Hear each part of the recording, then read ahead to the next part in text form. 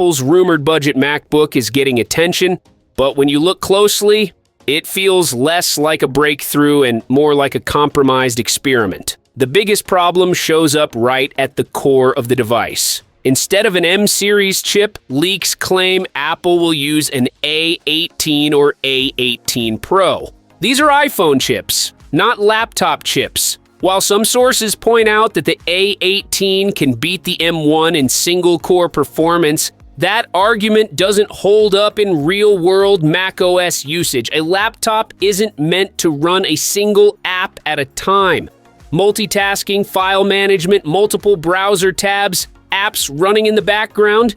An A-series chip might feel fast for a minute, but sustained performance and thermal consistency are a different story. The design leaks aren't impressive either. Apple is reportedly considering recycling old shells, either the thin 2015 to 2017 MacBook or the pre-M2 MacBook Air. Neither option is modern.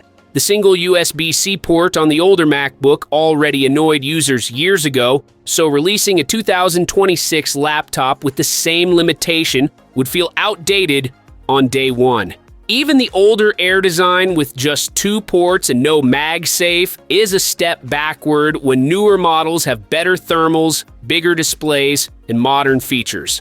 And since this is a budget MacBook, no one should expect ProMotion, HDR, or a high refresh display. Apple would likely use basic hardware just to keep costs down. The A-series chip would help battery life, but that also signals low power draw because performance is limited. If the laptop is being targeted towards students, families, and light users, the idea works in theory. But the problem is that Apple already sells an iPad Air with an M-series chip for around $599, and that device has a better display, more power, and tablet flexibility.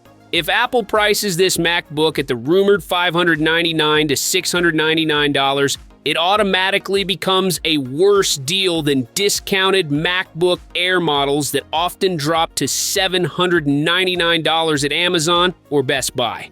Instead of creating a budget option, Apple could end up confusing buyers with a weaker machine that doesn't save much money. Timing is also questionable. Sources mention late 2025 or 2026, but releasing a cheaper MacBook too close to the new M5 models will make it look outdated instantly. Apple just refreshed its lineup. Dropping a cut-down MacBook right after would feel like Apple is clearing parts and recycling old ideas rather than innovating. A product called MacBook Mini or MacBook SE sounds exciting until you realize it might be an iPhone chip in an old body with stripped-down features and still not actually cheap in the real world.